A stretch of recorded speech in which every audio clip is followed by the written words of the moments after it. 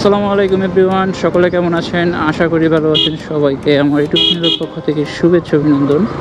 তো আজকে আমি একটা টপিক নিয়ে কথা বলতে আসছি, সেটা হচ্ছে বাইকের সার্ভিসিং নিয়ে।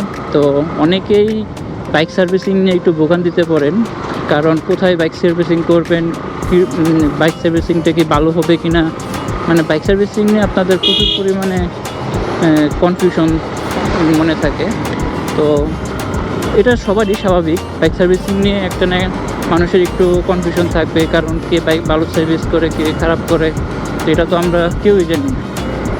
তো আপনারা যখন একটা বাইক সার্ভিসিং করবেন, একটু ভালো সার্ভিসিং সেন্টার দেখে তারপর বাইক সার্ভিসিং করবেন। কেননা আমি আজকে আমার শপে একটা প্রবলেম হয়েছে, যার কারণে আমি এই জিনিসটা শেয়ার করতে আসলাম আপনাদের মধ্যে। প্রবলেম যেটা হয়েছে সেটা হচ্ছে আমার শপে একজন কিছুদিন আগে, আপনার সবাই তো বাইকে জিপিএস লক লাগান, তো এক কাস্টমার আমার শপ থেকে বাইকে জিপিএস লক লাগিয়ে নিয়েছে।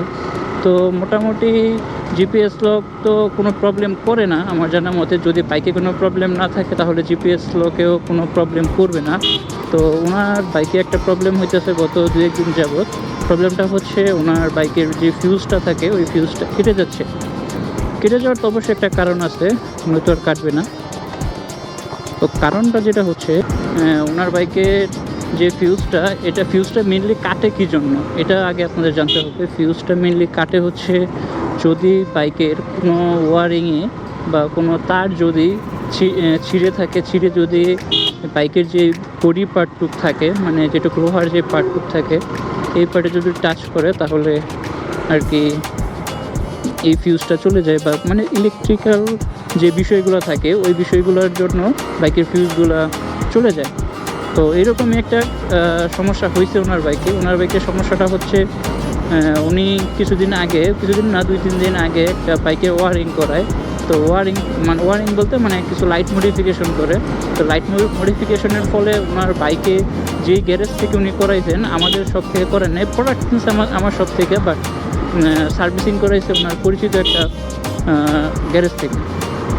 তো যে গ্যারেজটা থেকে করাইছে, ওই গ্যারেজে কাজ করার পরে উনি এই ওয়ারিংটা আছে ওনার, ওই ওয়ারিংয়ে যেই তারগুলা থাকে, ওই তারগুলা জয়েনের ক্ষেত্রে উনি কস্টিপ লাগায় নাই। সমস্যাটা হয়তো একটু ছোট, বাট ওনার জন্য এটা খুব বড় একটা সমস্যা হয়ে দাঁড়াইছে। কারণ আপনি যদি মেকানিক যদি একটু ভুল কাজ করে, হয়তো বা ছোটো একটু মিস্টেক হবে, ছোটো একটু মিস্টেকের জন্য আপনার অনেক বড় ধরনের প্রবলেমের সম্মুখীন হতে পারে। কারণ উনি যেরকম ওনার জিনিসটা ছোট প্রবলেম, তার লাগাই নেই, এটা খুব সিম্পল একটা মিস্টেক। তো এই মিস্টেকটার ফলে ওনার যখন ওই তারটা বডিতে গিয়ে টাচ করার ফলে যখনই বডিতে টাচ করবে, তারগুলো চলন্ত অবস্থায়, বাইকের মিটার অন থাকা অবস্থায়, তখনই ফিউজটা চলে যাবে। তো উনি যখনই বাইক চালায়, যখনই একটু মানে চাপ লাগলেই ওই ফিউজটা কেটে যায়, মানে বডি পার্টে লাগলেই ফিউজটা কেটে যায়। যার কারণে উনি কালকে রাত্রে হাঁটায়া বাসায় নিছে, আবার আজকে সকালে হাঁটায়া আমার শপে নিয়ে আসছে। পরে উনি যেই গ্যারেজে কাজ করান, ওই গ্যারেজের মেকানিককে বলল যে এই সমস্যা কেন হচ্ছে। তো উনিও ঠিকমতো খেয়ালই করে নাই যে কস্টিপও লাগায় নেই, বা মানে সমস্যাটা যে কী জন্য হচ্ছে এটা উনি বেরই করতে পারতেছে না। তারপর আমি বললাম যে আপনি নিয়ে আসেন, আর ওই গ্যারেজের মেকানিকের একটাই কথা, জিপিএস লক লাগানোর কারণে এই প্রবলেম হচ্ছে, মানে একই কথা, ওনার আর কোনো কথা নেই। পরে ওনাকে বললাম যে আপনি শপে আসেন, শপে এসে দেখি জিপিএসের প্রবলেম নাকি আপনার বাইকে কোনো প্রবলেম। তো আমি ড্যাম শিওর ছিলাম যে বাইকে কোনো জিপিএসে কোনো প্রবলেমই হবে না, কারণ উনি যে সমস্যাগুলো বলতেছে, এই সমস্যা জিপিএসের কারণে এই সমস্যা কখনোই হবে না। বরঞ্চ ওনার ওই প্রবলেমের জন্য, ছোটো প্রবলেমের জন্য জিপিএসের যেই ফিউজটা ছিল ওইটা পর্যন্ত কেটে গিয়েছে। তো উনি সকালে নিয়ে আসার পরে আমাদের যেই এই সার্ভিসিং সেন্টারটা আছে, তো ওই সার্ভিসিং সেন্টারে বাইকটা পুরোপুরি খোলানোর পর জিপিএস লকটার ওয়ারিংটাও চেক করলাম, দেখি কোনো প্রবলেম নাই। তারপর চেক করলাম বাইক কোনো প্রবলেম আছে কি না। পরে আমরা যেই জিনিসটা মনে করছিলাম, ফুল গাড়ি ওয়ারিং চেক করে দেখি যে এক জায়গায় উনি যে লাইটিং মডিফিকেশনটা করেছেন, ওই জায়গায় কস্টিপ লাগানো নাই, আর ওইটাই টাচ খেয়েই ফিউজগুলো কেটে যাচ্ছে।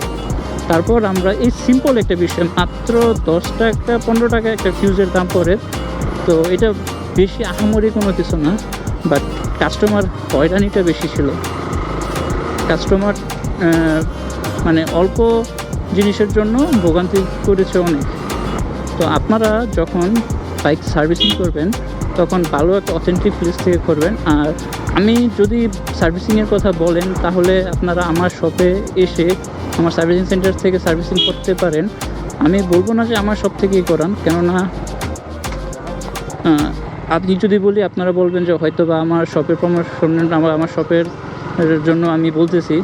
আপনারা আসবেন, হ্যাঁ আমার তো একটা দাওয়াত থাকবে, আপনারা আসবেন আমার শপে, আসবেন আমার সার্ভিসিং সেন্টারে, আসবেন এসে একটু দেখে যাবেন। যে যদি আপনাদের মনে হয় যে না আপনারা বেটার সার্ভিস পাচ্ছেন তো আমার কাছ থেকে সার্ভিসিং করবেন, আর যদি দেখেন যে না বেটার সার্ভিস পাচ্ছেন না তখন তো আর আমার শপে আসার কোনো দরকারই নেই, তখন আপনারাই নিজ থেকে চলে যাবেন। ওইটা তো আর আমার কিছু বলার নেই। আশা করি আমার শপে আসলে আপনারা নিরাশ হবেন না। আমি বেস্ট সার্ভিস দেওয়ার চেষ্টা করব যাতে কোনো ধরনের কোনো প্রবলেমে আপনাদের পড়তে না হয়। যতটুকু আমাদের কেয়ার করা দরকার আমরা অতটুকুই কেয়ার করবো ইনশাল্লাহ। আপনারা আসবেন আমার শপে, এসে দেখে যাবেন আমাদের সার্ভিস কীরকম। আশা করি আপনারা নিরাশ হবেন না। আমাদের শপে প্রতিনিয়তই সার্ভিসিং চলছে, বাট আমি এগুলো অফিসিয়ালি মানে আমার ইউটিউবিং বা সোশ্যাল মিডিয়া আমি এগুলো বলি না। তো চিন্তা করলাম যে মানুষ এই ধরনের হয়রানিতে পড়তেছে, এই জন্য আমি আজকে থেকে আমার পেজে দেখবেন যে আমি এই আপডেটগুলো দিচ্ছি। আমি এখন থেকে চেষ্টা করব যে সার্ভিসিং রিলেটেড যে জিনিসগুলো আছে এগুলো আপনাদের সাথে শেয়ার করার জন্য, কারণ আপনারা অল্পতে অনেক ধরনের সমস্যায় পড়ে যান। যাতে এই ধরনের সমস্যায় না পড়েন সেজন্য আর কি এই জিনিসগুলো বলা। আপনারা আমার এই ভিডিওটা সম্পূর্ণ দেখবেন, সম্পূর্ণ দেখলে হয়তোবা বুঝতে পারবেন যে আমার এই সার্ভিসিং নিয়ে কথা বলার কারণটা কি। আপনারা যদি যে কোনো জায়গা থেকে সার্ভিসিং করান এটা ভোগান্তি আপনাদেরই পোষাতে হবে যদি এই সার্ভিসিং ভালো না হয়।